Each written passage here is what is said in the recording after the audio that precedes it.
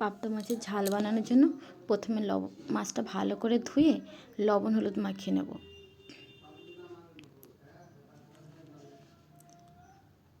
লবণ হলুদ মাখানো হয়ে গেলে কড়াইতে তেল দিয়ে তেলটাকে গরম করে নেব আগে, নিয়ে তারপরে একে একে সব মাছ দিয়ে ভালো করে মুচমুচে করে ভেজে নেব সুন্দর করে।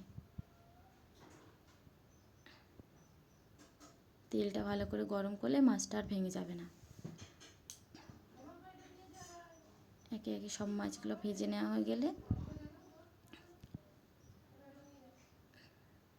তারপর ওই একই তেলে কেটে রাখা আলুগুলো ভেজে নেব।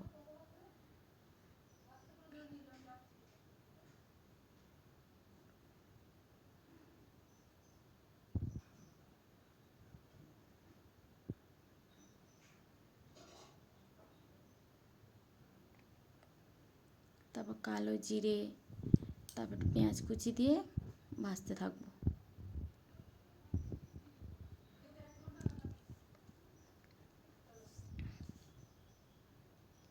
একটা মিক্সারে আদা কুচি, কাঁচা পাকা লঙ্কা, গোটা জিরে, একটু পেঁয়াজ দিয়ে পেস্ট বানিয়ে নেব।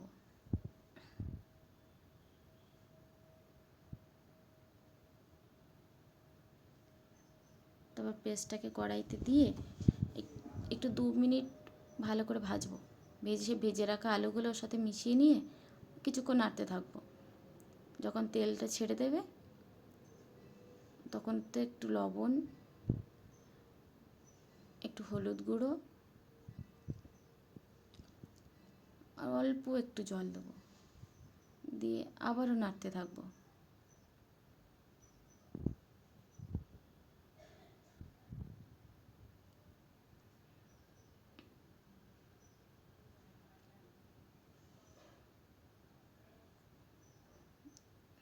এবার 1 বাটি গরম জল দিয়ে দেবো।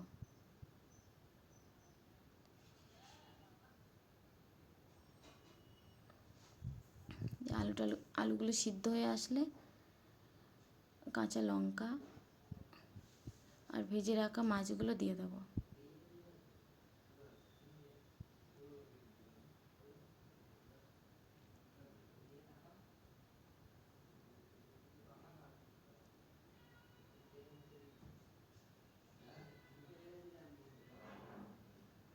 তারপর উপরে ধনেপাতা কুচি ছড়িয়ে দিলেই রেডি পাবদা মাছের ঝাল।